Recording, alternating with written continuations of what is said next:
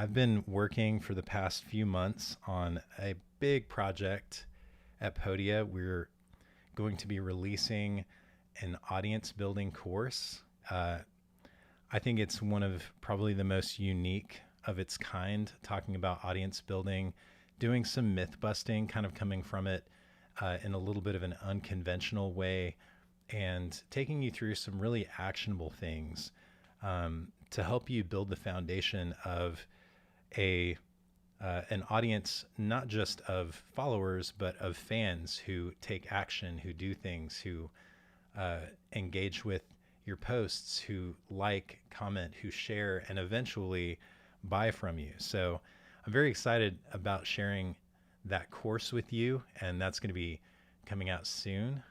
Um, but in the meantime, I thought I would walk you through some of the things that I've been doing to really try to make that course as engaging as possible. And so over the next few days, today, tomorrow, and then a few days next week, I'm going to do a live stream like this, and I'm going to share some things. Today is character animations, and as I was writing the scripts for the online course, for the lessons, I kept coming to these spots where I thought to myself, "Oh, it would be so cool if we could have some kind of like animation here, you know." And because of where we were in the process, and uh, because of some budget things, I mean, if you really want to get good animation, if you want to get good animation, I want to give this disclaimer. There are lots of really talented animators out there who can make beautiful animations. Um, and, that's a route that I thought about, but ultimately decided, nope, for this one, if I want to have animations, I'm going to have to figure something out on my own. So, so I did some research. I started looking around at different things, and I found a solution, and I'm actually pretty happy with it. I'm pretty impressed by the results. So if you're someone who makes videos, whether that's for online courses or you make videos for your YouTube channel, or for whatever reason, or even if you do presentations and you want to have animations and stuff, this is what I'm going to show you is a really interesting uh, and effective way to include character animations in your work. Um, the tools that I use specifically, there are three, and if uh, if any of these are ones that you recognize, that's great, or use yourself. But the first one is Canva. I don't know if y'all have ever heard of Canva. It's a really great program. It's a web-based design program that has a lot of other functionality that I really didn't know about until uh, a few months ago when I started kind of messing around with some of the design and stuff. And I've been really, really pleased with some of the stuff I've been able to do with them. They're going to feature in another video that I'll do as a part of this series as well.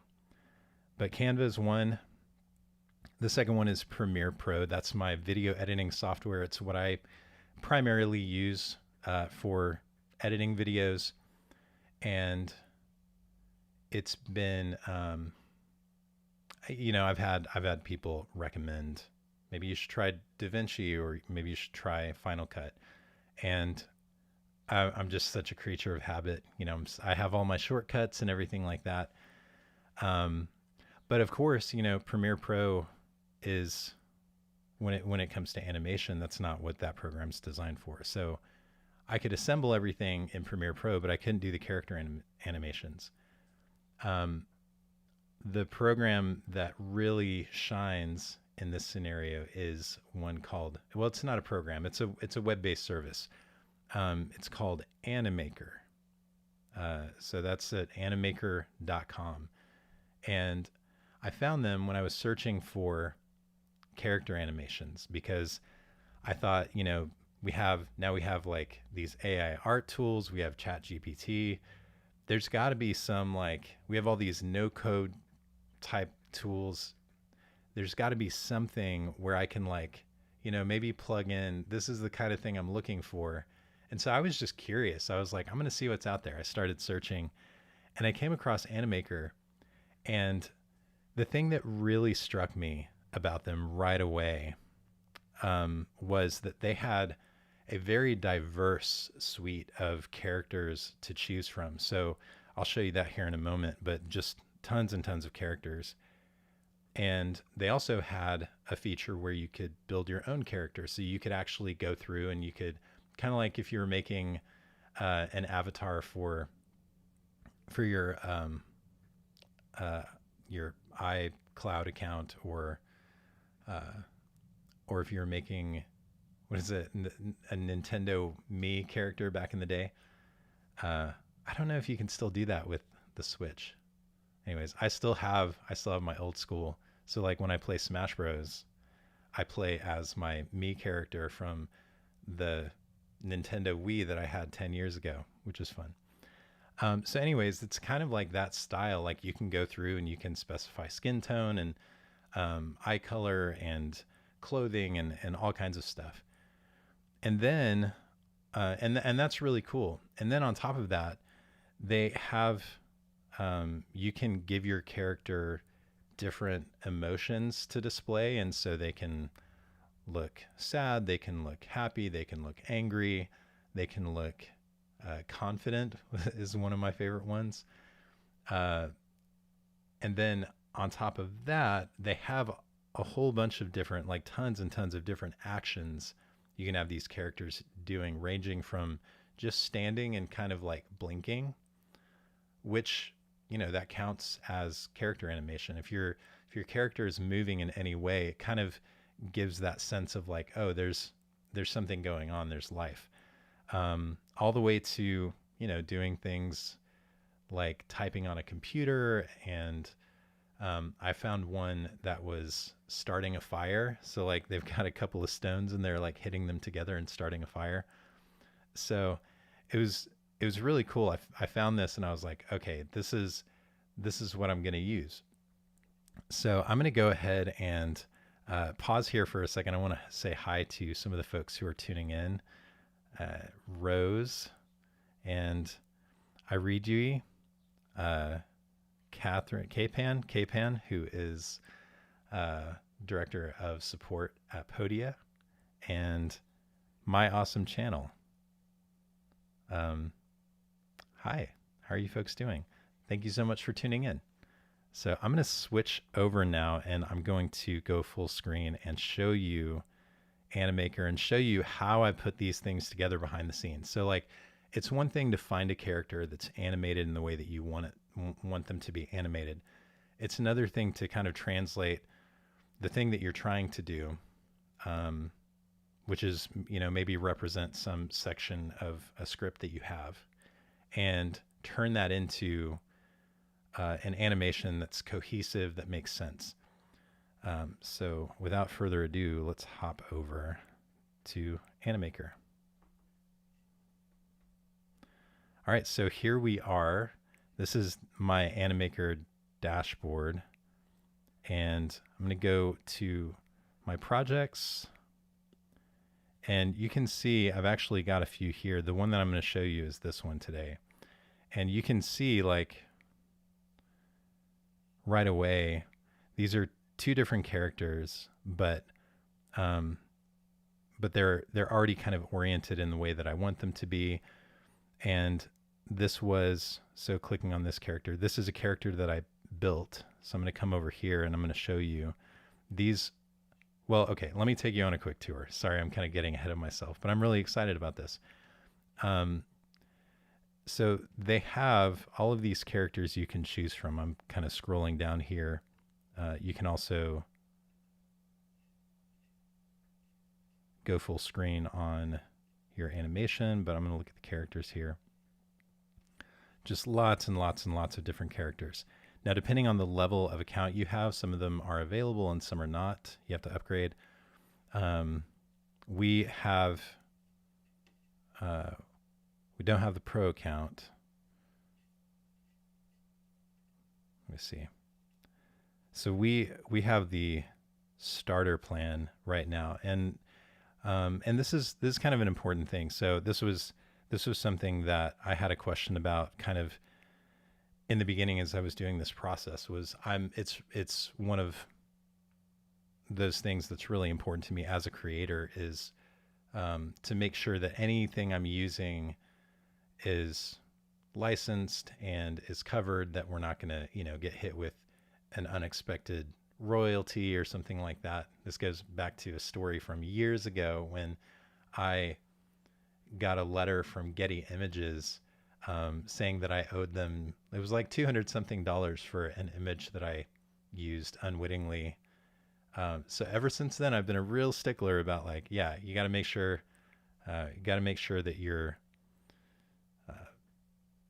dotting your I's and crossing your T's when it comes to stuff being royalty free and that sort of thing. So what I asked initially was, okay, so if we use these characters, and we have this plan, can we continue to use these characters as long as when we created the work, we had that plan in place? And Animaker got back to me and was like, absolutely, you can do that. That's totally cool. So I had a great experience just like talking with their support folks already. So that starter plan basically gives you license to use the characters that they make available for that plan and any characters that you create, and covers the use of those for any way that you would plan to use them for your business,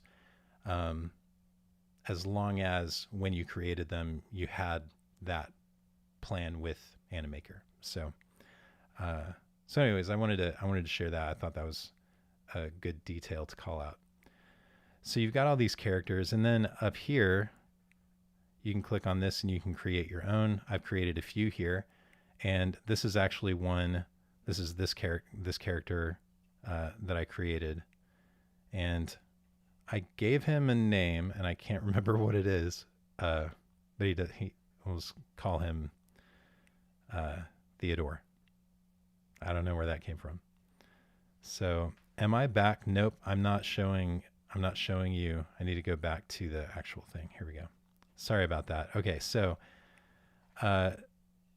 you've got all these. I'm going to go back just real quick. So you've got all these characters here to choose from that are pre-made, and then you can make your own characters. And so this one that I have on the screen now is one that I created specifically. I found a little camera thing that he could wear, and I chose his outfit. I think that was a pretty, good job of like defining a style. And for this specific scene, well, I'll go ahead and tell you kind of what's in the script. This is for one of the lessons for the audience building course. Is I'm talking about, as a creator, should you jump on the latest trend, the latest platform, the latest hot new thing? And so I have this segment of the script where I'm saying, and even your Aunt Teresa is talking about how you should start posting on the Instagram, because she's heard about people posting on the Instagram and going viral. And so this is Aunt Teresa talking to Theodore, and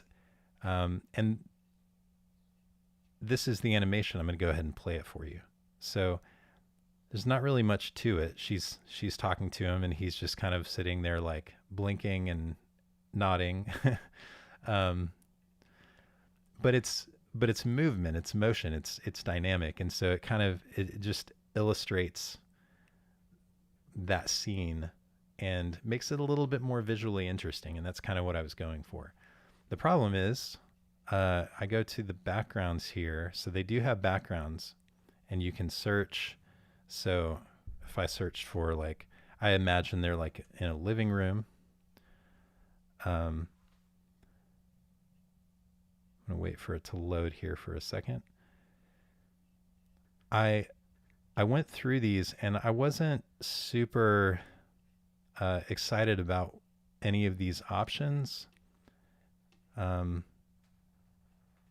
that's okay. It's kind of minimalistic, but it didn't really fit what I was envisioning. And what I had been doing before I came over to Animaker was I was trying to figure out a way to make animations in Canva. So I'm going to come over here to Canva now, and you can see like I actually have, um, I've got this animation that I put together. It's just a kind of a desert island with a palm tree that's waving and waves. And I also added, you can add animations to some of the elements. So if I click on this and kind of preview what this animation does, you can kind of see the clouds move a little bit. And so when I was exploring whether or not I could do this in Canva, I thought, wow, there are a lot of really cool things you can do just inside of Canva. The difficulty I was having was that I couldn't find a consistent style of character that was animated, that was actually moving and doing some of the actions that I wanted them to do. And so that's when I started kind of looking outside of Canva. But because of, starting my exploration here, I thought, well, I could definitely find some of the backdrops I need in Canva. And so that's what I did. All of the backdrops that I have for the various animations are here in Canva. And this is kind of like a little preview of some of the things that I put together with no context whatsoever. So you have no idea what they're going to be or what it means. But yeah, I had a lot of fun just putting these together. The one that I found for this specific animation with Aunt Teresa and Theodore is this living room. Now, I really liked this living room. It's a little bit busier, it's a little bit more cozy, and it feels like an environment that fits with these characters. So, I went ahead and chose this one, and then you'll also notice I've got a little cat here. The cat's name is I don't know what. Tell me in the chat. What do you think the cat's name should be? So I found this little cat. I just did a search for cat and oh, that's in templates. Okay, so you got to go to elements, did a search for cat, and then over here on the right you can click on this and select animated for the filters and apply those filters, and you can look at the different categories. But here under the graphics, that's where I found my little guy, and obviously I flipped him around, set him on that stool there, and now he lives in this house. So that's really all I did. And then to combine the two, I put it all together inside of Premiere Pro, and I'll show you how I did that in just a second. But before I do that, I'm going to check in on the chat again. I'm going to see. Oh, see, I love it. Rose said Patches. That's a perfect name. That is Patches from now on. That will be the cat's name. So, hey, Chandler. Thanks for tuning in. Shelly, I see that you're here as well. Piano Elias. I feel like I know who that is. Hi, Katie. INFP animation. What is the software where you have the characters? So that's called Animaker. If you missed that in the beginning. So animaker.com, you can go check it out. It's really, really cool. So I have these. I did want to point this out. I'm going to go back to show you my screen again. I did want to point this out about Animaker. So once you've gotten your animation and the characters are doing what you want them to do. Oh, I didn't take you through that process because this is really neat. I'm going to go ahead and select Aunt Teresa here, and you can go to expressions, so you can see, you can choose from all of the different. So maybe she's like really upset with Theodore. Oh, she's giving him a talking to. Um, they have poker face, whatever that means. But she's in a good mood. She's having a good conversation with him. Then you can go to these other actions, and you can have Aunt Teresa doing all kinds of different things. Maybe she's doing some push-ups and showing off her physical strength. There we go. Doing a little bit of golf. It's really incredible. Like I was surprised by the number of things these characters can do. That would have come in handy for the island scene. I didn't realize that was an option. That's really great. Okay, so I'm going to go ahead and go back. So I've got the characters doing their thing, and the reason I have green in the background is because when I bring this scene into my video editing software, I want to knock that background out. So I'm going to key it out, and I'll show you how I do that. It's pretty simple, so that they will be against the backdrop. So I first export this, just this one page as an MP4, and it will play the animation. I have it set for 10 seconds. So it'll play the animation for 10 seconds with the cat just sitting there hanging out. So I'll download that. And then in Animaker, one of the challenges I was running into was when I went to publish, it actually put it into a publishing queue, and it didn't take very long. I'm just an impatient creator, because when I get a vision of something that I want to see, I'm like, I want to put it together right now.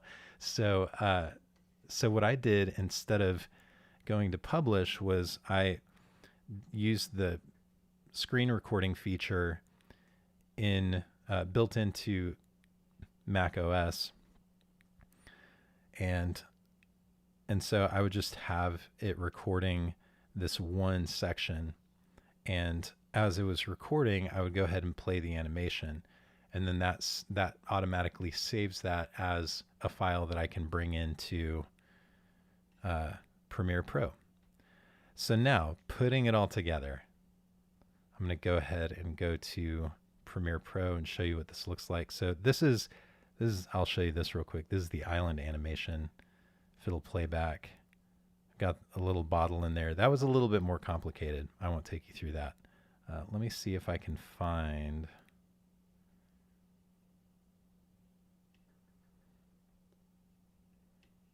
I maybe should have set this up beforehand. I'll find it though. Here we go. I think this is it. Okay. So this is Aunt Teresa with Theodore and Patches in the background. And I'm going to go ahead. This is a nested sequence. And what that means is I've basically flattened everything into a single object that I can edit directly. So when I double click on it, it takes me into the individual elements. So right here on this layer, I've actually got a purple rectangle that just gives everything like a purple overlay. I opted to do that because I was trying to keep a consistent look for all of the animations throughout.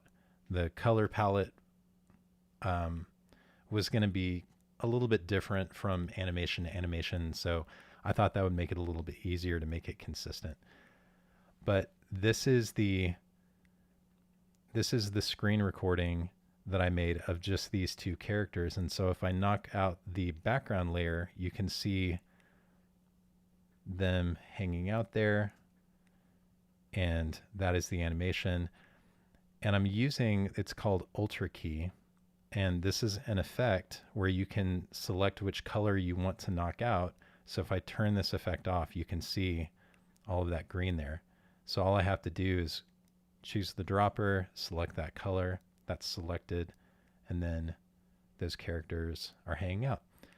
And with the living room behind them, I can go ahead and move these characters. I can position them anywhere I want to, and I opted to put them right here.